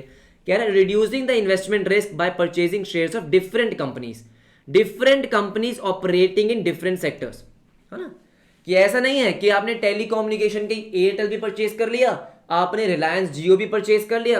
अरे ऐसा नहीं होगा ना, ऐसा मत करो। वोडाफोन आईडी तो मत ही करो, हाँ जी। ये सुनो, ऐसा मत करो कि आपने टेलीकम्युनिकेशन से एक कंपनी ले ली, हाँ जी, फिर आपने बैंकिंग सेक्टर से एक कंपनी ले ली, इंफ्रास्ट्रक्चर से एक ले ली, बिल्कुल सही। ये सुनो, कंज्यूमर गुड्स से एक ले ली, तो अलग अलग जगह से अलग अलग कंपनी ले लो ताकि आप सही रहो, ठीक है। डिविडेंड हम कर चुके हैं। उसके बाद है इक्विटी। बताओ सर, क्या इक्विटी हमने पता है कब पढ़ा था? इक्विटी हमने 11th में पढ़ा था कि कैपिटल को इक्विटी बोलते हैं। तो बेसिकली यहां पे इक्विटी का मतलब आपका एक तरीके से क्या है? Share holder funds. सर क्या है? शेयर होल्डर फंड्स, हाँ मोटा मोटा वही है कि जो आपके शेयर होल्डर फंड्स होते हैं, ये सर शेयर होल्डर फंड्स होते हैं, उसमें आपका क्या है इक्विटी, उसको इक्विटी बोलते हैं। क्या है the capital supplied by common stock. मुझे बताओ बेटा, हमने पढ़ लिया कॉमन स्टॉक क्या होता है, जल्दी मुझे बताओ, क्योंकि मैं आपको पढ़ा चुका हूं। कॉमन स्टॉक और प्रेफर्ड स्टॉक, ये दो चीजें हम पढ़ चुके हैं। कॉमन स्टॉक का मतलब जो आपके ऑर्डिनरी इक्विटी शेयर्स होते हैं, जो नॉर्मल आपके इक्विटी शेयर्स होते हैं, हाँ जी बिल्कुल सही, ये सुनो, उसको हमने क्या बोला था, उसको हमने बोला कॉमन स्टॉक, बिल्कुल सही। The capital supplied by common stock holders, right. Paid in capital, paid in capital मतलब एक तरीके से जो आपका सब्सक्राइब्ड कैपिटल होता है, सर एक तरीके से सब्सक्राइब्ड कैपिटल पेड अप, हाँ जी। Retained earnings, yes sir, retained earnings का मतलब आपका एक तरीके से जो आपके रिजर्व्स होते हैं, जो आपके जनरल रिजर्व्स वगैरह हो गए, ये सर। तो शेयर होल्डर फंड्स में क्या आता है सर, शेयर होल्डर फंड्स में आपके क्या आते हैं, आपका इक्विटी शेयर का पैसा, आपके प्रेफरेंस शेयर्स का पैसा, आपके रिजर्व्स एंड सरप्लस। तो मोटा मोटा वही बोल रहा है वो, और कुछ नहीं बोल रहा है। पेड इन कैपिटल मतलब जो शेयर होल्डर्स ने पैसा दे रखा है, सब्सक्राइब कैपिटल वाला, यस सर। रिटेन्ड अर्निंग्स आपके रिजर्व्स वगैरह हो गए, यस, तो वो आपका क्या हो गया सर, वो आपका हो गया इक्विटी, हाँ जी बिल्कुल। यहाँ बोल रहा है कि भाई इक्विटी में हमारा इक्विटी शेयर्स भी आता है, हाँ, और हमारा प्रेफरेंस शेयर्स भी आता है, प्रेफर्ड स्टॉक भी आता है। Very easy, very very easy. उसके बाद है exchange rate. Sir exchange rate का मतलब क्या होता है कि भाई मैं अगर, हाँ जी, अपने INR को यूज करके कोई दूसरी कंपनी, दूसरी कंट्री की करेंसी परचेज करना चाहता हूं, तो मुझे कितना INR देना पड़ेगा। बिल्कुल सही बात है। मतलब सर, मतलब अगर मुझे क्या करना है सर, मुझे करेंसीज को एक्सचेंज करना है, तो एक्सचेंज करने का रेट क्या है। जैसे आपने कई बार सुना होगा कि 1 rupee is equals to, sorry, $1 is equals to for example 80 rupees, है ना sir. This is exchange rate, कि अगर आपको $1 परचेज करना है किसी और कंट्री के, अगर आपको करेंसी चाहिए, तो अपनी करेंसी का कितना पैसा आपको देना पड़ेगा। आपको $1 परचेज करने के लिए 80 रुपए देने पड़ेंगे। सो इसको हम क्या बोलते हैं, इसको बोलते हैं exchange rate. The number of units of given currency, right, that can B purchased for 1 unit of another currency. क्या मतलब है इसका, कि अगर 1 unit of another currency that is $1 अगर मुझे चाहिए, हाँ जी, तो मुझे अपनी करेंसी के कितने, अपनी कंट्री के कितना करेंसी देना पड़ेगा, 80 रुपीज। ठीक है, लैंग्वेज खराब है लेकिन दोबारा पढ़ लो, हाँ जी। द नंबर ऑफ यूनिट्स, एक तरीके से यहां पे क्या आ गया sir, 80 of given currency INR that can B purchase for 1 unit of another currency. तो बेसिकली ये उसी की रेफरेंस की बात कर रहा है, क्या सर, कि एक कंट्री की कितनी करेंसी आपको चाहिए होगी दूसरे कंट्री की करेंसी परचेज करने के लिए, वही बोल रहा है, हाँ जी वही बोल रहा है। अच्छा ठीक है, उसके बाद आती है फेस वैल्यू। अब मुझे एक बात बताओ, क्या हमने फेस वैल्यू पढ़ रखा है? हाँ सर पढ़ रखा है सर, बिल्कुल पढ़ रखा है। कब पढ़ा था? शेयर्स में। तो ये वही है सर, फेस वैल्यू का वही है, हाँ मोटा मोटा वही है, कि यहां पे इन्होंने किस तरीके से समझाया है वो थोड़ा अलग है, लेकिन मोटा मोटा मतलब वही होता है इसका, कि फेस वैल्यू का मतलब क्या है, कि it is the cash denomination और the amount of money the holder of the individual security going to earn from the. मैं आपको बताता हूं बेटा, फेस वैल्यू हमने पढ़ा था कि भाई जो जब भी कंपनी फॉर्म होती है, yes sir, memorandum of association में जो उसकी सबसे पहली शेयर की वैल्यू होती है, दैट इज फेस वैल्यू, ये हमने पढ़ा था। लेकिन ये किस तरीके से आपको समझा रहे हैं, कि मान लो आपने क्या किया सर, आपने डिबेंचर को इशू करा, इन्होंने समझाया बेटा उसी पॉइंट ऑफ व्यू से, ठीक है। आपने क्या करा, डिबेंचर को इशू करा। आपको पता है कि आप डिबेंचर को डिस्काउंट पे इशू कर सकते हो, आप डिबेंचर को पार पे, फेस वैल्यू पे, यस सर यस। ये कह रहे हैं फेस वैल्यू का मतलब है कि जब आप डिबेंचर को रिडीम करोगे, हाँ, तो आप उनको कितने पैसे वापस करोगे सर, फेस वैल्यू। ऐसा ही होता है कि भाई कम से कम, हाँ जी, हम उस डिबेंचर्स की फेस वैल्यू वापस करेंगे ही करेंगे, हाँ जी करेंगे ही करेंगे। उसको इन्होंने क्या बोला, फेस वैल्यू। देखो ध्यान से दोबारा पढ़ो, क्या बोल रहा है, कह रहा है कि it is a cash denomination, पैसों की बात हो रही है, और the amount of money the holder of the individual securities. आपको पता है बेटा, इंडिविजुअल सिक्योरिटीज का मतलब क्या होता है सर, इंडिविजुअल सिक्योरिटीज मतलब आपका शेयर, डिबेंचर, बॉन्ड्स वगैरह। गोइंग टू अर्न, क्या बोल रहा है, going to earn from the issuer of the securities at the time of maturity. तो इसने समझाया सिर्फ और सिर्फ मैच्योरिटी के पॉइंट ऑफ व्यू से, कि जब उस सिक्योरिटी का मैच्योरिटी आएगा, सिक्योरिटी का मैच्योरिटी आएगा, क्या बात है। अच्छा, मतलब जैसे डिबेंचर का मैच्योरिटी, बॉन्ड्स का मैच्योरिटी, हाँ जी बिल्कुल सही, ठीक है। तो उनको कितना पैसा मिलेगा, तो जनरली क्या मिलता है उनको, फेस वैल्यू मिलता है, तभी बोल रहा हूं, right. It is also known as par value, हाँ जी। अब फेस वैल्यू का मतलब और भी हो सकता है, लेकिन इसने आपको सिर्फ किसके पॉइंट ऑफ व्यू से समझाया है, मोटा मोटा बॉन्ड्स या डिबेंचर्स के पॉइंट ऑफ व्यू समझाया कि जब मैच्योरिटी आएगी तो आप कितना पैसा अर्न करोगे, हाँ वो उसका फेस वैल्यू है। हाँ जी फेस वैल्यू है, क्योंकि आपको फेस वैल्यू तो वापस मिलता ही है ना बेटा।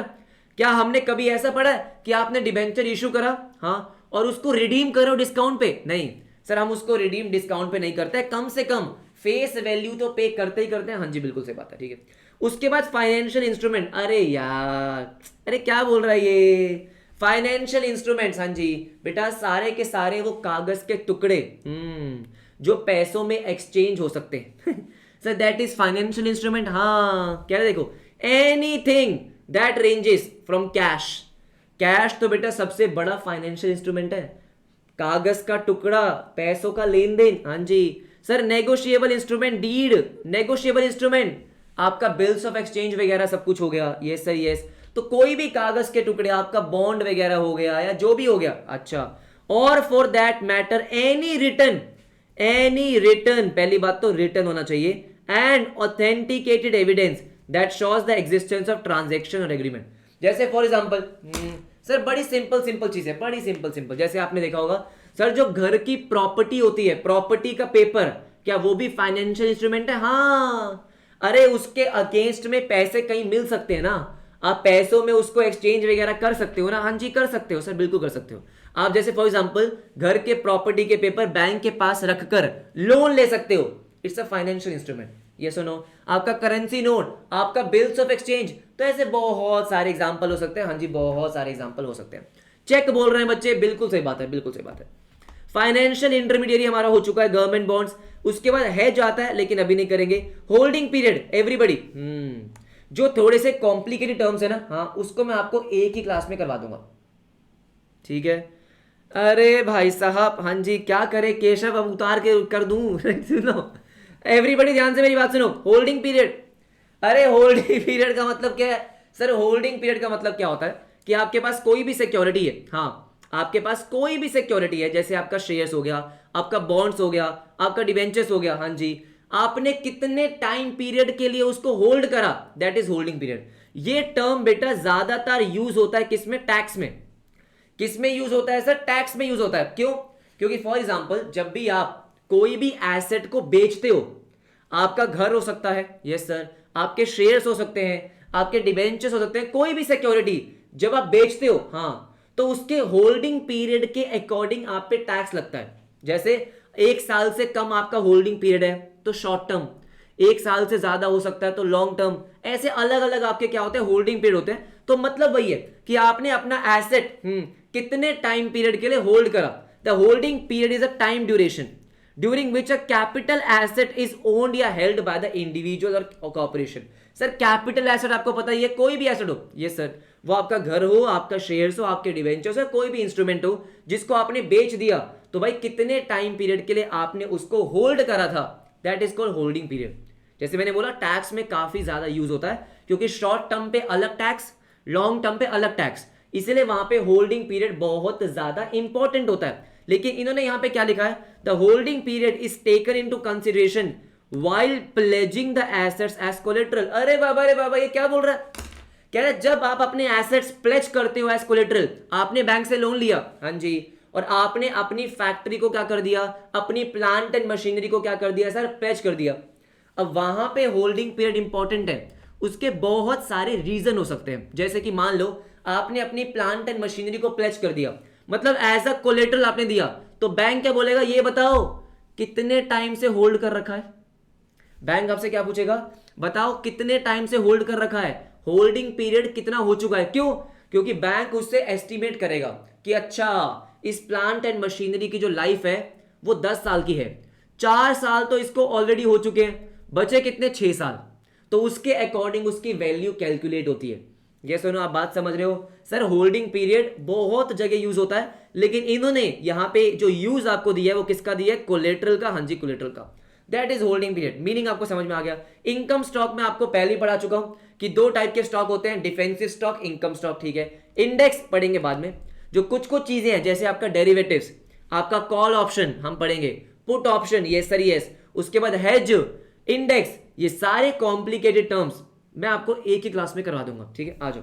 आईपीओ हम पढ़ चुके हैं, हाँ जी बिल्कुल पढ़ चुके हैं। इंटरनेट ट्रेडिंग, अरे बाबा रे बाबा।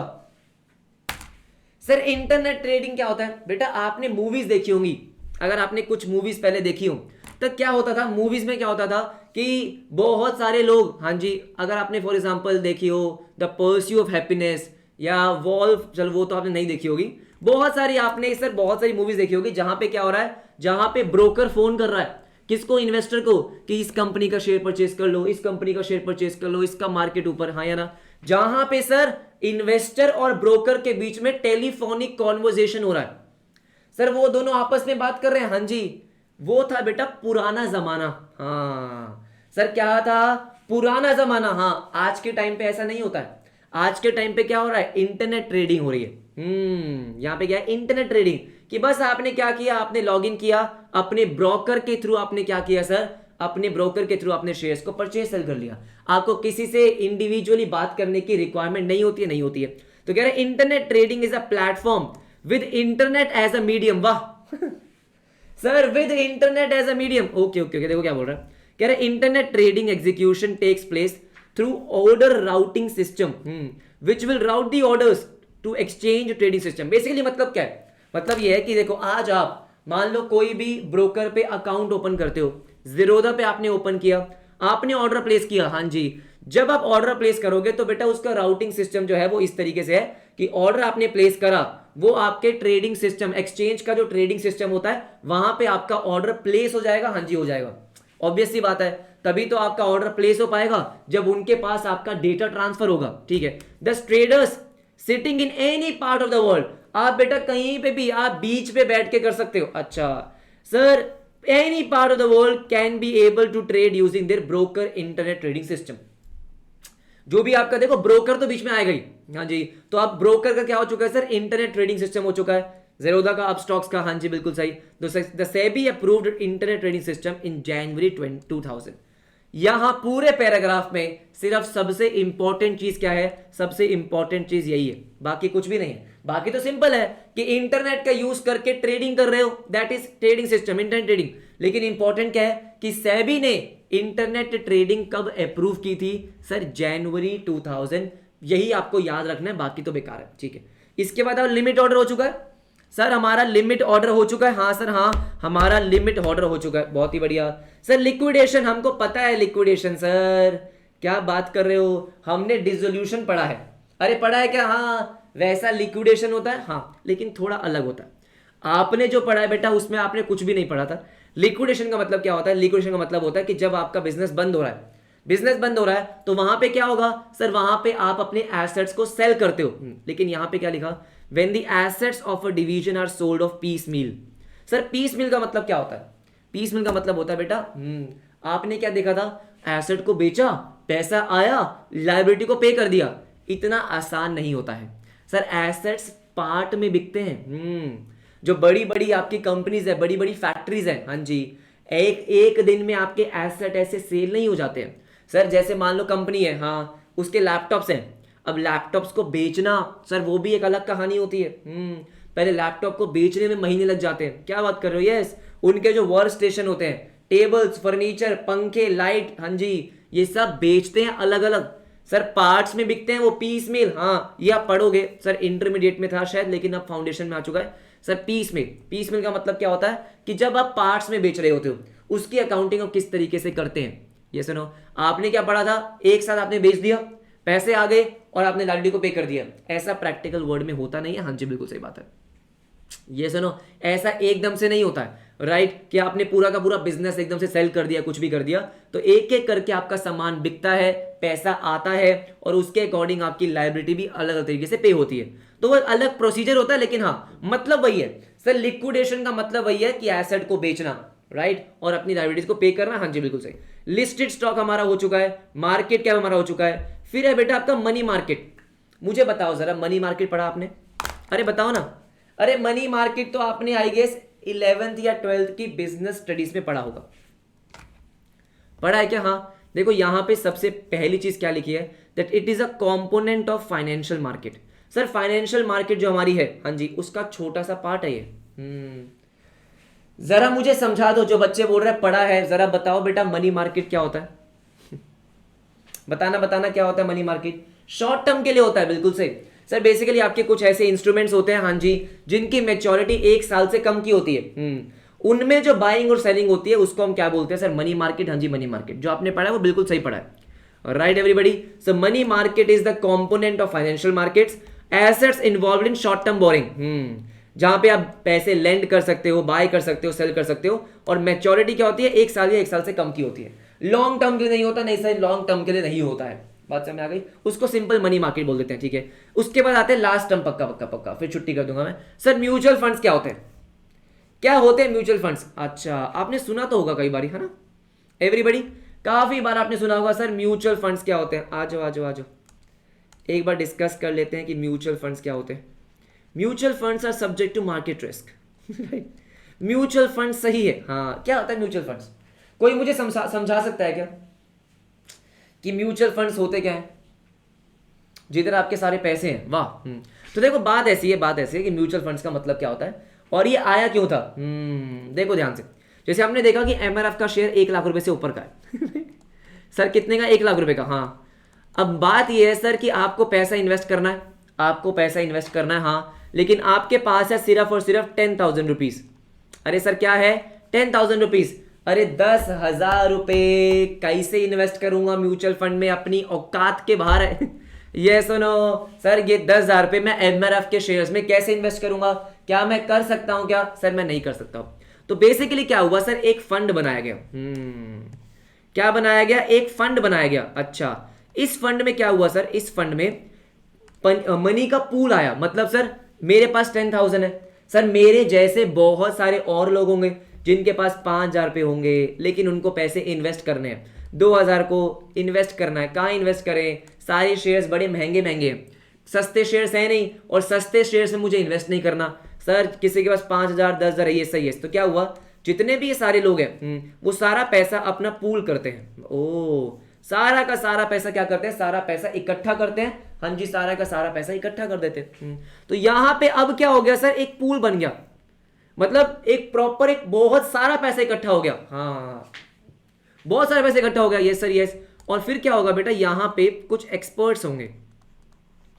क्या होंगे? कुछ एक्सपर्ट्स होंगे, हाँ। अब ये बेचारे जिनके पास 2,000 5,000 10,000 रुपए हैं, अब इनको पता भी नहीं है कि पैसे कहां पे इन्वेस्ट करें, ये वाला शेयर परचेज करे, वो वाला शेयर परचेज करे, ये भी नहीं पता सर, नॉलेज भी नहीं है, लेकिन इन्वेस्ट करना है। तो उनके लिए बेस्ट क्या है सर? Mutual funds.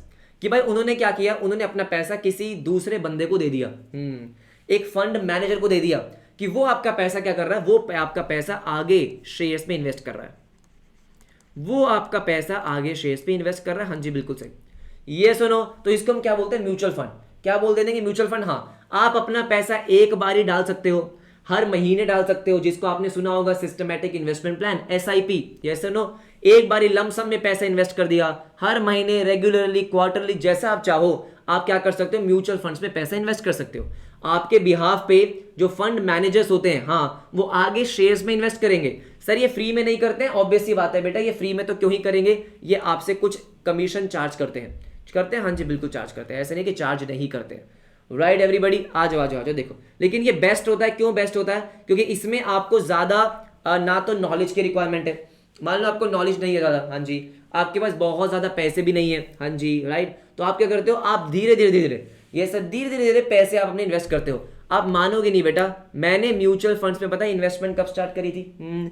जब मेरे को सर स्टाइपेंड मिलना चालू हुआ था। क्या बात कर रहे हो सर? स्टाइपेंड में से मैं क्या करता था, क्योंकि उस टाइम पे अपना कोई खर्चा तो था नहीं, सिर्फ अपने घर से ऑफिस तक जाने का पेट्रोल का खर्चा मैं निकालता था, हाँ जी। बाकी आप मानोगे नहीं, अराउंड 30 से 40% स्टाइपेंड मैंने उसका बेटा SIP किया था।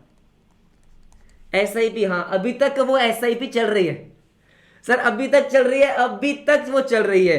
मतलब सर, मतलब मैंने स्टार्ट किया था 2,000 रुपए से, पहले साल, हाँ पहले साल मैंने क्या किया सर? 2,000 रुपए का SIP कर दिया।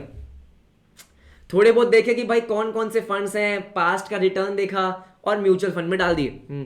सर अभी तक वो 2,000 रुपए की SIP चल रही है, हाँ, उसको हो गए कम से कम पता नहीं कितने साल। यस सर, यस, ठीक है, अच्छा खासा रिटर्न दे रही है, हाँ, अच्छा खासा रिटर्न, बहुत अच्छा। बस बात यह है कि पैसे कम है उसमें ठीक है सर, पैसे ज्यादा नहीं है, हाँ पैसे ज्यादा नहीं है लेकिन रिटर्न अच्छा है सिंपल सी बात है। हाँ जी, तो ये आपका म्यूचुअल फंड है। आओ एक बार फटाफट से पढ़ते हैं। एवरीबडी ध्यान से मेरी बात सुनो। कह रहा है 30-40 लाख हो गया होगा। बेटा क्या बात कर रहा है अब हुआ क्या था, हाँ जी, क्योंकि वो स्टाइपेंड के पैसे थे। यस, तो जब आपका क्या होता है, जब आपका एग्जाम का लीव होता है तो आपकी स्टाइपेंड नहीं मिलती है। काफी जगह मिलती है, काफी जगह नहीं मिलती है। तो वो एसआईपी मैंने बंद कर दिया। अच्छा, फिर कोविड वगैरह आ गया तो एसआईपी बंद कर दिया। तो ऐसा नहीं है कि वो कॉन्टिन्यूसली चलता गया, बीच बीच में मैंने बंद कर दिया, फिर चालू कर दिया, फिर बंद कर दिया, ऐसा कर सकते हैं। हाँ, पैसे इसमें इतना है नहीं, नहीं पैसे ऐसे नहीं है इसमें, लेकिन हाँ अच्छा है, याद है उसकी, ठीक है, तो इसलिए मैंने उसको बेचा नहीं। देखो आ जाओ सर, ये क्या है, ये आपका mutual funds, a pool of money. A pool of money का मतलब क्या हो गया sir? A pool of money का मतलब हो गया कि बहुत सारे लोगों ने पैसा इकट्ठा किया म्यूचुअली, तभी हमने उसको क्या बोला, म्यूचुअल फंड्स। ठीक है ठीक है ठीक है। अब क्या बोल रहा है, कह रहा है pool of money, yes, manage by the experts, obvious सी बात है, बाय इन्वेस्टिंग इन, सर वो स्टॉक्स में इन्वेस्ट कर सकते हैं, आपके इक्विटी म्यूचुअल फंड्स होते हैं, हाँ जी सर, वो बॉन्ड्स में भी कर सकते हैं, आपके डेट म्यूचुअल फंड भी होते हैं। मान लो आप क्या चाहते हो कि आपको कुछ फिक्स रिटर्न मिले, तो वो कुछ पैसा आपका डेट में इन्वेस्ट कर देते हैं, बॉन्ड्स या डिबेंचर्स में, उस पर आपको फिक्स का रिटर्न मिलता है। कुछ इक्विटी में करते हैं, हाँ जी इक्विटी में करते हैं। अदर सिक्योरिटीज सर, गोल्ड में भी करते हैं, हाँ जी गोल्ड में भी करते हैं। तो आपके बहुत अलग अलग टाइप के म्यूचुअल फंड होते हैं, दुनिया भर के म्यूचुअल फंड्स हैं। इंडियन स्टॉक्स में इन्वेस्ट करना, कुछ म्यूचुअल फंड्स आपके बाहर वाले स्टॉक्स में इन्वेस्ट कर देते हैं, छोटी कंपनी में इन्वेस्ट करना, बड़ी कंपनी में, मिड कैप, स्मॉल कैप, आपका ब्लू चिप्स, फ्लेक्सी कैप, पता नहीं कितने सारे म्यूचुअल फंड्स आपके आ गए, ठीक है। And other securities with the object of improving their savings. Sir main आपके म्यूचुअल फंड का ऑब्जेक्टिव क्या होता है कि जो पैसा आपने सेव करा है, जो पैसा आप इन्वेस्ट कर रहे हो, सर उसको अच्छा रिटर्न देंगे, हाँ जी बिल्कुल सर, यस और no. These experts will create a diverse portfolio. अभी हम डाइवर्सिफिकेशन पढ़कर आए। सर डाइवर्सिफिकेशन का मतलब क्या था कि अपना सारा पैसा एक ही बास्केट में मत डालो, हाँ अलग अलग बास्केट में डालो। तो म्यूचुअल फंड्स ऐसे ही करते हैं सर, वो कभी भी आपका सारा का सारा पैसा एक कंपनी के शेयर्स में नहीं डालते सर, दुनिया भर के शेयर्स वो लेते हैं, ये सुनो, तो उसको हमने क्या बोला, डाइवर्स पोर्टफोलियो। एवरीबडी क्या बात समझ में आई है? हाँ जी चलो ठीक है, आई गेस आज के लिए काफी हो गया, नहीं तो आप बोलोगे सर बस, ठीक है ज्यादा रहता नहीं है सर, हमारा फाइनेंशियल मार्केट तो ऑलमोस्ट खत्म है। कल मैं आपको बेटा कुछ अच्छे टर्म समझाऊंगा, जैसे कि डेरिवेटिव्स क्या होता है, आपने शायद सुना हो लेकिन आपको उसका मीनिंग ना पता हो। Call option, put option, hedge क्या होता है, yes sir, out of the market, at the market, in the market, ये टर्म्स आपने शायद ना सुने भी हो। हाँ जी, आरओआई, पुट ऑप्शन जैसे आपको दिख रहा है, प्राइस अर्निंग रेशियो। तो मेनली मैंने आपको क्या करा दिया, जो आपके थोड़े ठीक ठाक टर्म्स थे, मैंने कोशिश यही करी है कि पहले क्लास में बहुत आसान, ठीक है, फिर थोड़ा लेवल इंक्रीज किया, आज थोड़ा सा लेवल और इंक्रीज किया, और कल की क्लास में तो बेटा आपको मजा ही आ जाएगा, मजा आ जाएगा। हाँ जी हाँ जी हाँ जी, बिल्कुल बिल्कुल ज्यादा मजा आ जाएगा। ओके एवरीबॉडी, हाँ जी किसी को डाउट है, आई गेस होगा तो पूछ लो, नहीं है तो फिर आपसे मिलते हैं बाद में। एवरीबॉडी मिलेंगे आपसे कल, हाँ जी right everyone, okay then bye bye bye bye, take care everybody.